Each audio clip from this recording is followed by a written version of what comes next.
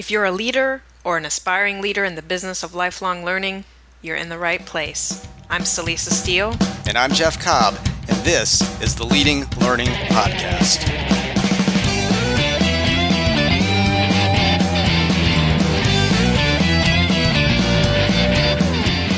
Yes, it is true. We are back with another episode of the Leading Learning Podcast, specifically episode 33. And this time around, we're fortunate to talk with Tamer Ali of Your Membership, or more specifically, YM Learning, the learning division of Your Membership. And YM Learning and Your Membership are sponsors of our spring event, Learning Technology Design. And I'd be remiss if I didn't mention up front that you can get more information about LTD, as we call it for short, at ltd.leadinglearning.com. And we're thrilled to have Your Membership as a sponsor of that. That's really, helping to make the whole event possible. And the whole thrust of that event is to help professionals in the business of continuing education and professional development basically make their businesses better. So, Celisa, you were the one who had the chance to catch up with Tamer. I know I always like talking with him. He's he's got his company out there. He's been in this business for a long time. He was a founder of Digital Ignite, which got acquired by Your Membership. And I know he's been tuned into what's been going on with learning and technology and design for, an awfully long time. He also just knows an awful lot about this market for lifelong learning, about what trade and professional associations are doing, how they could potentially be doing it better. And I'm sure he must have had some interesting things to say. He did indeed. Tamer's been kind of working with education technologies for a dozen years or so, and so we talk a little bit about some of the differences that he's seen in his time working in the space, what's happened to the learning landscape. We also talk about some of the emerging trends, so things like virtual reality and what their impact could be on the future of learning. We also touch on data, because I know that he's really interested in data and really being able to take not just kind of gut level decisions, but being able to look at what is it that comes out of the various systems that support learning. What does that tell us about what we should continue to do or what we should be doing differently? And then we also talk just a little bit too about learning management system success. What is it? What's involved in making a good selection and then getting a platform up and running and maintaining it well? Because again, I know he has a lot of experience in that space, and I know that that's something that many of our listeners are dealing with, is how to go about finding that right technology solution, or once they have identified it, how to make the most out of it. So all in all, it's a fun conversation, and I think folks will enjoy hearing what Tamer has to say. Well, like I said, I always enjoy talking with Tamer. He always has insights, and I think he contributes a lot to the field that we work in. So looking forward to hearing this interview, and let's go ahead and roll it.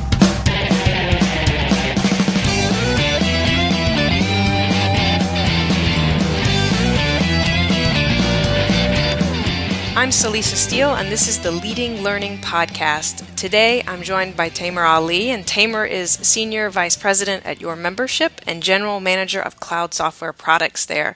Tamer was a founder of Digital Ignite, which was acquired by Your Membership, and he has a long history of working in education technologies. So, Tamer, thank you for making time for this conversation. Well, thank you for having me, Celisa. It's an honor. Well, so I shared just a very small amount of information about Your Membership and yourself. So would you tell us a little bit more about Your Membership? Definitely, thanks. In short, we help organizations run better and engage their audience more effectively. So we have a suite of technology and services that we offer to the market. We consider them leading in the market and the places that we work: membership management and CRM, career centers, media sales, and a team of people who do the sales, and a leading learning management component as well, which is where I came from. Just to give you a sense, we're serving about 20 million people, audience members from over 4,300 organizations. So our reach is considerable, and every day is an experience and a learning experience from what we do. Right, absolutely. Sounds like with that many users and that many organizations, represents a broad spectrum of experiences. And so, as I mentioned in that brief introduction, you do have a long history working in education technologies. And so one thing I'm interested in is that when you look back at where things were when you got started a dozen or so years ago and then look at where they are today, what differences jump to mind? What do you see as the most important and defining changes in the learning landscape? Yeah, well, I love this question, and I think the biggest thing it made me ponder. When I think about this, it's like you're always part of constant change when you're in technology, and especially in learning technology. But what has happened in the past 10 years is that it's been legitimized. When we first started getting into this space, we were relegated to, essentially a corner called CBT, or computer-based training. And just by the name itself, it sounded really stodgy and formal and painful. And almost like, a robot unit called CBT. Those are the guys that use computers to teach people. And we don't really think that really works, but we'll give them a chance. And now it's not the whys. And we were actually justifying our existence 10 years ago as, let's show you that there are returns on this. What's changed, which is a great thing, is that, especially in the last 5 years, is that there's a rapid adoption and industry credibility of delivering learning over technology. From the early years, kindergarten through the K through 12 era to postgraduate stuff, adult learning and professional education, we feel that it's reached a moment of adoption that I think we've kind of slept on it because we've all just been part of this wave and really not stepped back and said, hey, this is a good point in our history that we've gotten to a point where we're okay to be in that room now, and we weren't in the past. Yeah, no, I definitely hear what you're saying about it. It kind of was this subset, and right, your whole it's CBT or it's e-learning or it's something that sort of in some way diminishes the fact that no, really it's about learning. It overemphasizes the medium rather than kind of the goal of what you're driving at. Exactly. That's a great way to put it. And so, when you think about these, changes in learning, is there a particular trend or development in particular that you find yourself drawn towards that you see as really having great potential for improving learning? Well, you put up one. The key point is that these are a means to an end, and we've moved away from just emphasizing the delivery technology as E, but that there's a variety of techniques to meet the strategic goals of an organization. And so I've enjoyed everything that's going on, from the proliferation of mobile devices to the Internet of Things. So we see some very exciting things. I mean, personally, I've thought virtual reality is a very cool an adoption that we're really excited about because it removes one of the other remaining barriers to people's the objections that we hear about it not replacing the e-learning, not replacing some of the things that you could do on a more hands-on classroom basis. For example, automotive repair or neurosurgery. Those have been somewhat untouchable areas for e-learning because we've worked on recorded media or live media through the internet, so it's been difficult. Now with virtual reality and the promise of that, where the consumer the adoption will drive the prices down. Those headsets and the technology behind them, there's a lot of promise for those to be adopted in professional education. So very exciting. Yeah, no, I was just actually reading something about Google Cardboard today, and when you stop to think about how inexpensive those things are, that right, this really is within that's no more than a textbook, if you're going to have that as a supplement to a course, and so it really does open up possibilities. And so so you've touched on virtual reality. Any additional thoughts around some of the other kind of cutting edge technology advancements? And I'm thinking like artificial intelligence, or you also mentioned a little bit the Internet of Things. Is there anything else that you're kind of hearing in that cutting edge technology that folks are doing, or that you see as kind of an option or a potential place to take those technologies for learning and then for the organizations that are in the business of learning? Yeah, I think this doesn't mean to deflect the question, but I think the key thing is bandwidth and processing power. And all the laws around internet and technology in general is that I guess it all roots down to processing power. chip power is becoming so incredible. Virtual reality is possible. We could do live video streaming through technologies like Facebook facilitates, like Periscope, and just the Internet of Things. We look at our potential clients. I mean, we serve the Congress of Neurosurgeries. We have the ability now, and it's well within reach to do virtual reality practice for residents too. And on the Internet of Things, we think that there is a lot of promise there with things like that we've seen. Like one of our clients, Intel, they've shown us things where they've embedded chips because they're so powerful and so small into even a baby pajama, a onesie, where that onesie is reporting the vitals of the baby so that they can be preventative against SIDS or sudden infant death syndrome. So we love that. Is that the power of the chip is getting so high, and the bandwidth is getting so incredible that we can do things that we've never done in the past. That drives the cost down to do things like using the cloud and Amazon, where in the past we would spend tens of thousands of dollars to deliver over the web, to even doing something like the virtual reality for doctors and residents. The things that we can do at the cost that we can do them is really what's exciting right now. No, it's a great point though about the kind of the processing power and the cost that really have now put these things much more within reach than they. We've been talking about them for a long time, but now it's seeming to become more and more of a reality or within reach. Yeah, definitely. And so, kind of related to this, because we get some of this through the processing power of things, but so we're getting data now, and we have more access to data. And I know that you're kind of keen on data and maybe more precisely the business intelligence and insight that data can offer an organization. And I know that because you wrote a commentary on that topic for our most recent edition of the Association Learning Plus Technology report, and I'll make sure that we include a link to that report in the show notes. But maybe you can just talk a little bit about what you see as the role of data in learning.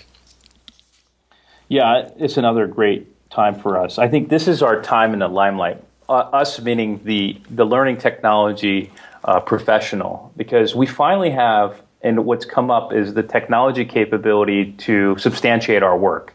Meaning we have data that proves the validity of our work and will bring us to the strategic roundtables in our organizational offices and planning. So it behooves us to take this data and use it to prove our work or to help plan future work. Analytics will show what a video does and how it works or doesn't work. It'll help us in assessment, drill and practice. What does that help us show in terms of improvement of behavior? And on the healthcare side, it helps us, with quality of improvement. These activities are now supported with a wealth of data, and most of it is free or within the LMS capabilities or outside tools, from Google Analytics to the own LMS's capabilities to track, activity of a learner or participant in activities in courses. We love this in the fact that if our clients use this, there is proof in that. In the details, we'll find things like improvement of behavior, improvement of sales activity, satisfaction ratings, completion rates, even change behavior with a patient. Those are data points that we can now take out of the system. Back if we used the term before the CBT days, all we cared of is something completed, right? We sent over a CD, and if they paid us, we were happy. But now it's like we know all that data. And wouldn't it be great if we can use that data? So I think that gives us a little bit more. I think in the past, the learning professional was a little bit beat up in the corporate boardroom, in the organizational boardroom, because we didn't have the data. Now we have the data to prove that we're doing the right things. We need to use it. It's important that we do. And so that data exists and is there and it can be used. In your experience, though, do you see organizations using it as fully as they can? And I guess this is kind of a leading question. I guess I feel like from a lot of conversations that we have that organizations aren't either fully aware of the data that they do have access to, or there's some sort of, maybe even cultural reluctance to kind of make use of that data. And maybe it's because the fear of what it might show that it's, that video isn't as effective as we thought it was, or that learning intervention, whatever it is. I mean, are you seeing any reluctance or sort of slowness to fully embrace the data and make use of it? Yeah, I think that you're right on. I think there's a part reluctance because the fear of what that data reveal. I would argue that there's never bad data. There might be discouraging data in some cases, but that will help us avoid those same mistakes in the future. So I would argue that even if it looks like some video is not working, that sure saves a lot of time and energy and costs in the future. And I think that there are slow adoption cycles too, and that's just the nature of just work in general. Is that we typically do that, but both are factors against adoption right now, and I think that those could both be easily tackled and overcome. Yeah, no, I agree with you. I think it's definitely worth pursuing. We can't be afraid of what we might learn. Right. And so, you mentioned in terms of the data, and you mentioned a learning management system as one place where there's data.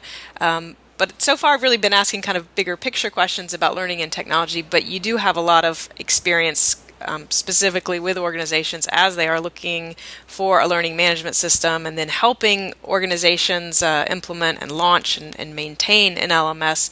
And so I just wanted to ask you for any lessons learned about kind of the effective use of an LMS or any tips for successful use of an LMS or on the other side pitfalls to avoid. Yeah, it's another good one. We wish we could talk about this each time when we roll out, but I think, out of all the things that we've learned, and we've made a lot of mistakes and we've learned from them, and we do feel like we have a very competitive and the most competitive offering in the space. I think the one thing that has been the rule across all things is simplicity is beautiful, and that we recommend building in iterations, focusing on a key deliverable that everybody agrees to, that you could count on your fingers on your hand, on one hand, what those deliverables will be as a first release. Now, that might not be something that you advertise to the public. It might not be something that ultimately you put out as the final product. But what it is builds momentum. And what we have to look at it is we're scaffolding, and that one release after another will build the momentum necessary. And it also calibrates feedback to the point where you're not just waiting for the last minute, releasing at the annual conference, because that's 9 months away and that's a good landmark to think about. That could be the ultimate destination. But in between the 9 months, that's a lot of increments that we could release in. And we typically recommend to have the integration done, the key systems of record be integrated, and have the common user flow. At the baseline, people are going to come look for activities and education items and launch them and track and watch their scores. So those basic experiences should be flowed out and developed as a first release. And we look forward to doing that with most of our clients. The ones that do are highly successful, and we see that in all the key metrics that we watch. And those that don't struggle, and they kind of correct as they go. But we feel that is the best recipe for success. All right, so a recommendation to keep it simple and to be really focused and clear on what it is you want to achieve and build from there. That's great. Right. So this is the next to last question. It's one that we ask everyone here on the Leading Learning podcast. So tell us about your approach to developing your own talent and maintaining your knowledge and skills. Well, this shouldn't sound like I've been heavily planned, because I've learned over many mistakes and how to do this. But I think I've learned to harvest information from everywhere I can. And I do see myself as a harvester. I save articles and PDFs when I can and put them into iBooks from the Apple operating system to save and read when I can on the multiple devices. I have also set up a box folder, a box.com set, and Dropbox, where I can email myself articles that I want to read. And my favorite tool is a free website called Readability. It's spelled just like as if you would guess spelling it, Readability. And it basically allows you to save web articles and review them later, or do that when you may not have a connection. It's a great way to put together the things that you do want to read. And then also social sharing. those articles to maybe your colleagues and peers. So those are the ways I do it. Certainly not the best ways, but I found that that's, and I'm always struggling to keep up with the information that's going on, but those are the ways I do it. No, that's great, and you're right. There's always more to read than it seems we have time for. But Right. I like this idea of emailing yourself. Yeah. But all right, so just to wrap up, what are the best places for people to find out more or to connect with you? There's many ways. I don't have there are not a lot of firewalls between me and you. So you could text me. That's a very fast way. Very easy. 630-842-6123. You could direct message me on my Twitter handle. I have to set the expectations that my Twitter handle has not been treated well in the past, so I'm reawakening that handle. And then my email, just my first initial last name, tiali@yourmembership.com. And or just if you see me and you just want to pick up a conversation, I'm usually around in industry conferences, Tagoras events, things like that. Well, great. Well, thanks so much for taking time to talk with me today, Tamer. I really appreciate it. Thank you, Celise. It's always an honor, and I appreciate your time.